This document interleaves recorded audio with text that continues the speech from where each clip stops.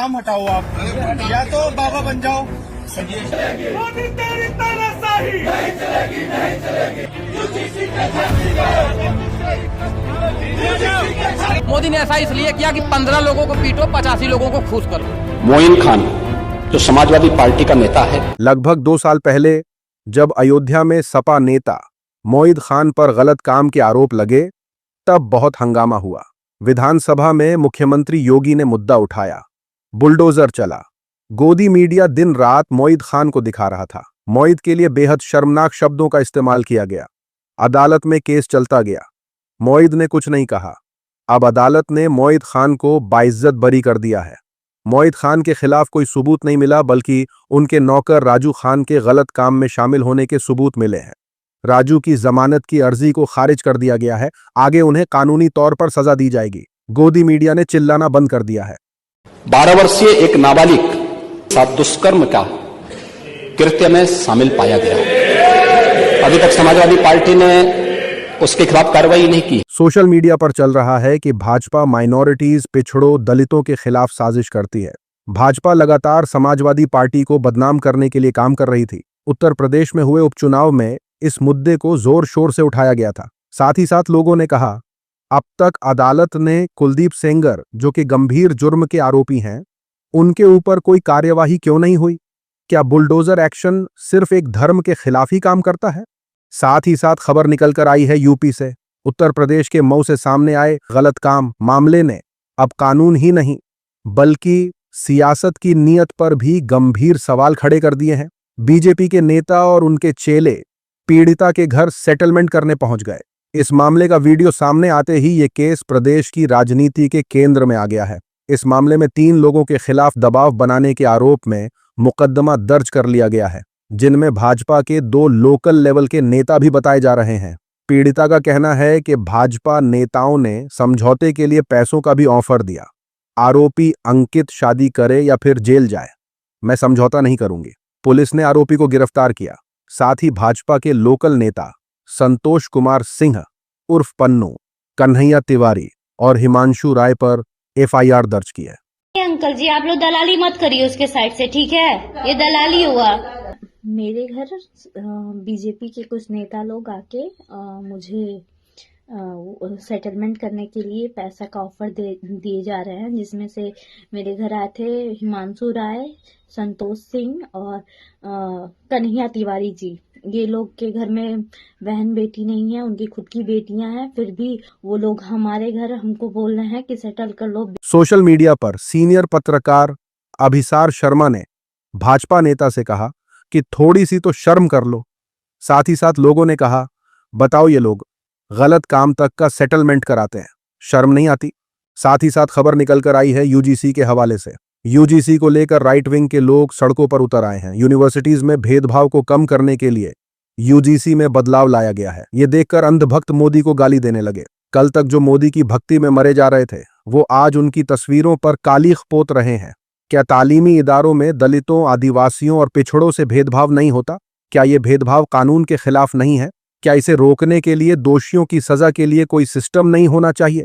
क्या ऐसे ही कानून की मांग माइनॉरिटीज जैसे कि मुसलमानों के लिए नहीं होनी चाहिए, जिनके साथ लगभग उतना ही भेदभाव होता है और जिनके अपमान में सब साथ आ जाते हैं? बटेंगे तो कटेंगे, हिंदू एकता वगैरह के नारे देने वाले जरा सी कुर्बानी देने को तैयार नहीं है? बताइए, भक्त अपने गुरु मोदी तक को गाली देने लगे। यूपी के गोंडा में सवर्ण आर्मी ने मोदी के खिलाफ नारे लगाए हैं। गोदी मीडिया सोच में है कि किधर जाएं। मोदी तेरी तानाशाही नहीं चलेगी, नहीं चलेगी। मोदी तेरी हिटलरशाही नहीं चलेगी, नहीं चलेगी। मोदी ने ऐसा इसलिए किया कि 15 लोगों को पीटो, 85 लोगों को खुश करो। फिलहाल सुप्रीम कोर्ट ने यूजीसी के भेदभाव से जुड़े नए नियम पर रोक लगा दी है। आईटी सेल में खुशी की लहर है, लेकिन लोग ये भी बोल रहे हैं कि इसके जवाब में एक और बड़ा आंदोलन देश में दिखाई दे सकता है। सोशल मीडिया पर चल रहा है कि जेएनयू में इसी तरह की नारेबाजी करने वालों को जेल में डाला गया था, यानी हर दूसरे प्रोटेस्ट के लिए अलग अलग कानून। साथ ही साथ लोगों ने पूछा, अब कहां मर गए हैं गोदी मीडिया वाले, जो एक कब्र खुदने वाला वीडियो आने पर हफ्तों हफ्तों तक डिबेट कर रहे थे? अब कहां हैं वो सब? ये लोग मोदी की कब्र खोद रहे हैं, इनके खिलाफ भी वैसी ही डिबेट कीजिए, वैसे ही शो चलाइए। है हिम्मत? उसी के साथ खबर निकल कर आ रही है देहरादून से। देहरादून के विकास नगर में दुकान से नमकीन खरीदने गए 2 कश्मीरी लड़कों दानिश और उसके साथी की बेरहमी से पिटाई हुई। नाबालिग लड़के का हाथ टूट गया, सिर में चोटें आई हैं। इसी देहरादून में पिछले दिनों त्रिपुरा के स्टूडेंट की जान ले ली गई थी। इस मामले में एफआईआर दर्ज की गई है। एक आरोपी संजय यादव को कस्टडी में लिया, बाकी की तलाश जारी है। जम्मू कश्मीर के मुख्यमंत्री उमर अब्दुल्ला ने उत्तराखंड मुख्यमंत्री पुष्कर धामी से फोन पर बात की। आरोपियों पर कठोर कार्रवाई के लिए कहा। लोग बोल रहे हैं कि अब अपराधियों से कोई पूछे कि दानिश ने हल्दीराम मांगा था या तुम्हारी अक्ल पर नमक छिड़क दिया था जो इतना बुरा लग गया। सोशल मीडिया पर चल रहा है कि देश का सबसे घटिया सोच रखने वाला कहता है हेट स्पीच में मैं सबसे ऊपर क्यों आ गया, क्योंकि उसके ही बढ़ावे का नतीजा है ये नफरत। साथ ही साथ मुख्यमंत्री उमर अब्दुल्ला ने कहा ये हालिया हमले, जिनमें हिमाचल प्रदेश वाला हमला और अब ये ताज़ा वाकया शामिल है, बिल्कुल नाकाबिले कबूल हैं और इन्हें हर हाल में रुकना चाहिए। ये कहना कि जम्मू कश्मीर भारत का अटूट हिस्सा है तब तक बेमानी है जब तक कश्मीर के लोग मुल्क के दूसरे हिस्सों में अपनी जान के खौफ में जीने को मजबूर हों। मेरी सरकार जहां कहीं भी जरूरत होगी दखल देगी और ये यकीन दिलाने के लिए हर जरूरी कदम उठाएगी कि ऐसे मामले दोबारा ना हो। साथ ही साथ देखिए क्या हुआ जब कुछ असली हिंदुओं ने हिम्मत दिखाई।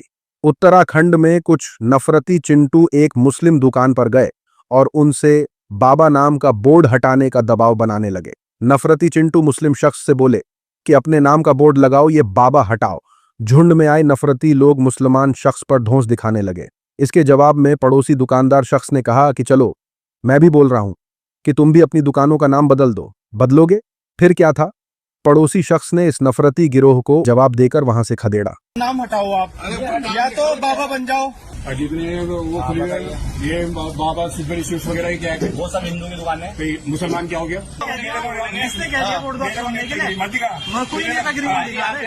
एक मिनट चेंज करेगा तू नाम?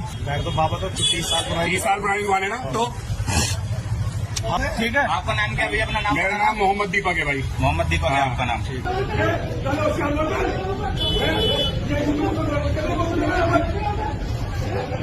सोशल मीडिया पर चल रहा है कि उत्तराखंड में कुछ नफरती चिंटू एक मुसलमान की दुकान पर पहुंचे और उनसे बदतमीजी करने लगे। फिर वहां के लोकल दुकानदारों ने मिलकर नफरती चिंटुओं का सही इलाज कर दिया। बहुत खूब। साथ ही साथ लोगों ने कहा वे नफरतबाजों को भगाने का यही तरीका है। इस शख्स को सलाम जिसने गुंडों का मुकाबला किया। अगली अपडेट एंकर चित्रा त्रिपाठी के हवाले से है। एंकर चित्रा त्रिपाठी मोदी सरकार और अंधभक्त दोनों की लड़ाई में बीच का रास्ता ढूंढ रही थी, इसलिए एंकर ने शो का नाम रखा ठाकुर पंडित जीते बंटवारे वाले पीछे। चित्रा त्रिपाठी सीधा सीधा मोदी सरकार का नाम लेने में घबरा रही है। ये देखकर उनकी सोशल मीडिया पर ट्रोलिंग रुकने का नाम नहीं ले रही है। लोग बोल रहे हैं कि यूजीसी रेगुलेशन पर अदालत ने रोक लगा दिया, सरकार की तरफ कोई विरोध नहीं हुआ। ऐसा आमतौर पर होता नहीं है। इसका सीधा मतलब है कि सरकार ने सोची समझी साजिश के साथ यूजीसी रेगुलेशन पर काम किया है। सोशल मीडिया पर चल रहा है कि मोदी जी का नाम लेने में इतना डर क्यों। साथ ही साथ लोगों ने कहा नाम ठाकुर पंडित का, हार जीत जाति की और जिम्मेदारी बंटवारे वालों पर। मोदी का नाम लेने से डर, लेकिन जाति को हेडलाइन बनाने में हिचक नहीं। यही है गोदी पत्रकार चित्रा का असली स्टाइल। साथ ही साथ ये खबर देखिए, बिहार के पटना में एक लेडी ने अपने स्कूल के पुराने क्लासमेट को डिलीवरी करते देख रिकॉर्ड किया और मजाक उड़ाया। महिला ने उसके स्कूल के दिनों की याद दिलाई और डिलीवरी करने पर ताना मारा। इस घटना का वीडियो जब सोशल मीडिया पर सामने आया तो लोगों ने उस लेडी को नॉन स्टॉप सुना दिया। लोग बोल रहे हैं कि किसी की मजबूरी का ये कैसा मजाक है, क्या मेहनत से कमाकर खाना कोई छोटा काम होता है। लोगों ने लेडी के खिलाफ जमकर गुस्सा जाहिर किया है।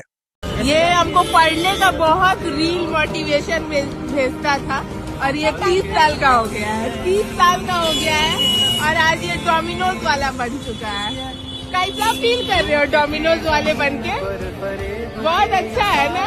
अच्छा, सही है, ठीक है, सबको ही वीडियो भेजेंगे तुम। सोशल मीडिया पर चल रहा है कि वो अपनी शर्मिंदगी छुपाने की कोशिश कर रहा है। उसे इसकी कोई जरूरत नहीं। करियर के मुश्किल दौर में छोटे मोटे काम करना कोई शर्म की बात नहीं होती। जिल्लत उसकी नहीं है, बल्कि उसकी उस महिला क्लासमेट की है जो यकीनन अपने माँ बाप की फेंकी हुई रोटियों के टुकड़ों पर पल रही है। साथ ही साथ लोगों ने कहा, यह उन सबसे दिल तोड़ देने वाले वीडियो में से एक है जो मैंने बहुत अरसे बाद देखा है। किसी मेहनती लड़के का मजाक उड़ाने के लिए इंसान को पहले खुद बेहद घटिया सोच का होना पड़ता है, वो भी ऐसे शख्स का जो कभी तुम्हारा दोस्त या क्लासमेट रहा हो, फिर उसका वीडियो बनाना और उसे पोस्ट करना बेहद शर्मनाक और घिनौना। मुझे अफसोस सिर्फ उसके माँ बाप पर है जिन्होंने एक ऐसी ना उम्मीद औलाद की परवरिश की और उसके आने वाले परिवार पर। उसी के साथ शाहरुख की आने वाली फिल्म रिकॉर्ड तोड़ने वाली है। खबरें हैं कि किंग फिल्म के एक बड़े एक्शन सीक्वेंस पर करीब 10 दिनों में 50 करोड़ रुपए खर्च हुए, यानी रोजाना लगभग 5 करोड़। इस पूरे शूट पर खुद खान ने डायरेक्टर सिद्धार्थ आनंद के साथ मिलकर हर छोटी बड़ी चीज की निगरानी की है।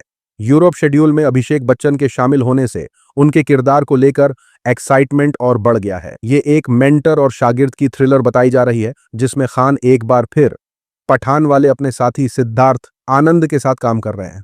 करीब 350 करोड़ के भारी बजट, सुहाना खान, दीपिका पादुकोण और रानी मुखर्जी जैसे बड़े सितारों और क्रिसमस 2026 की रिलीज प्लानिंग के साथ ये फिल्म बॉलीवुड में हॉलीवुड लेवल एक्शन पेश करने का इरादा रखती है। इस खबर ने बॉयकॉट गैंग की नींद उड़ा रखी है। सोशल मीडिया पर चल रहा है कि थिएटर स्टेडियम में तब्दील होने जा रहे हैं। राजगद्दी दिसंबर तक राजा के बैठने का इंतजार कर रही है। साथ ही साथ अपडेट यह भी आई है कि शाहरुख खान को Dubai mall global fashion awards में ग्लोबल स्टाइल आइकॉन अवार्ड से नवाजा जाएगा। यह शानदार इवेंट 29 से 30 जनवरी तक 2 दिनों तक चलेगा, जिसमें फैशन, कल्चर और ग्लोबल असर का जश्न मनाया जाएगा। दुनिया के सबसे असरदार और पहचाने जाने वाले सितारों में शुमार किंग खान खुद इस मौके पर मौजूद रहेंगे और ये बेहतरीन सम्मान हासिल करेंगे। उसी के साथ खबर निकलकर आई है समीर वानखेड़े के हवाले से। आर्यन खान ड्रग केस के जांच अधिकारी रहे समीर वानखेड़े को गुरुवार को दिल्ली हाई कोर्ट से झटका लगा। अदालत ने आर्यन खान की web series Bads of Bollywood के खिलाफ दायर उनकी अर्जी को खारिज कर दिया। अदालत ने कहा कि इस मामले की सुनवाई करने का उसके पास अधिकार नहीं है। हालांकि अदालत ने यह भी साफ किया कि समीर वानखेड़े चाहें तो उचित अदालत में दोबारा अर्जी दायर कर सकते हैं। मामले पर फैसला सुनाते हुए अदालत ने 2 अहम सवालों पर विचार किया। पहला, क्या यह मुकदमा दिल्ली में सुनवाई के काबिल है? दूसरा, क्या सीरीज में समीर वानखेड़े का किरदार देखने पर उनके लिए कानूनी रूप से नुकसानदेह है? समीर वानखेड़े ने इस मुकदमे में 2 करोड़ रुपए का मुआवजा भी मांगा था। उनका कहना था कि वो इस फंड को टाटा मेमोरियल कैंसर हॉस्पिटल में कैंसर मरीजों के इलाज के लिए दान करना चाहते हैं।